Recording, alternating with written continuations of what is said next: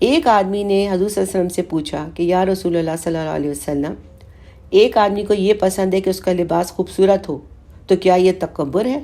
آپ نے فرمایا کہ اللہ خوبصورت ہے اور خوبصورتی کو پسند کرتا ہے، یعنی اللہ تعالیٰ خوبصورت چیزوں کو پسند کرتا ہے. ٹھیک ہے.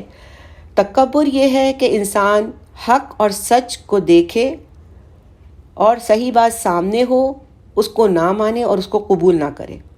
دوسرا یہ کہ دوسرے لوگوں کو حقیر سمجھے، یہ تکبر ہے.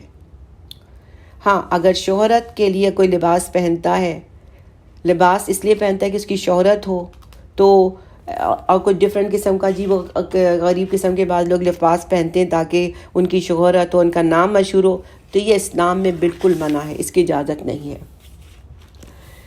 آپ صلی اللہ علیہ وسلم نے ایک دفعہ ایک چادر پہنی، اس کی قیمت 1000 درہم تھی.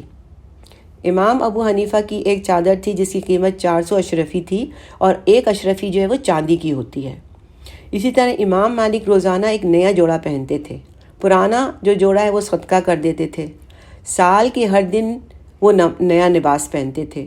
وہ اچھے کپڑوں کا اہتمام کیوں کرتے تھے؟ وجہ یہ تھی کہ جب وہ مسجد نبوی میں درس حدیث دینے آتے تھے تو اس کے اہتمام کے طور پر وہ کپڑے پہنتے تھے. جب حدیث بیان کرتے تو نبی صلی اللہ علیہ وسلم کی قبر کی طرف اشارہ کر کے کہا کرتے تھے کہ ان قبر والے نے فرمایا. اسی لیے ان کا نام امام الہجرہ کہا جاتا ہے. ان کا نام جو ہے امام الہجرہ پڑ گیا، کیونکہ مدینہ کو دار الہجرہ کہتے ہیں. یہ مدینہ شریف کے امام تھے اور بہت بڑے محدث تھے. نام آپ نے سنا ہے بالکل. ان کے بہت سارے شاگرد تھے. امام شافعی بھی ان کے شاگردوں میں سے تھے. اللہ نے ان کو بہت نوازا تھا.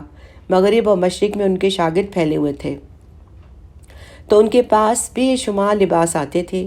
وہ طالب علموں کا دل رکھنے کے لیے ان کو پہن لیتے تھے اور اگلے دن صدقہ کر دیتے تھے. ماشاءاللہ. اور وہ یہ سب کچھ علم کی مجلس کے احترام میں کیا کرتے تھے، اور عبادت میں زینت اختیار کرو اس حکم کے تحت کرتے تھے. وہ اس عبارت کو پڑھتے تھے کہ عبادت میں زینت کو اختیار کرو اس حکم کے تحت کرتے تھے. یہ سب نیت پر ڈیپینڈ کرتا ہے کہ اصل مقصد کیا ہے. کہ آپ دین کو خوبصورت بنا کر پیش کرنا چاہتے ہیں تو یہ اللہ کے نزدیک پسندیدہ ہے. لیکن اگر آپ سیلف پروجیکشن چاہتے ہیں کہ میرا نام ہو، میری شہرت، تو یہ اللہ کے نزدیک جو ہے وہ پسندیدہ نہیں ہے بلکہ حرام ہے. یعنی اللہ نے آیات کھول کر بیان کر دی ہیں. کن کے لیے؟ علم والوں کے لیے. یعنی علم والے جانتے ہیں کہ انہیں مختلف آیات پر کس طرح عمل کرنا ہے. بے شک. تو اللہ تعالی ہم سب کو علم والے لوگوں کے زمرے میں شامل کرے. آمین یا رب العالمین.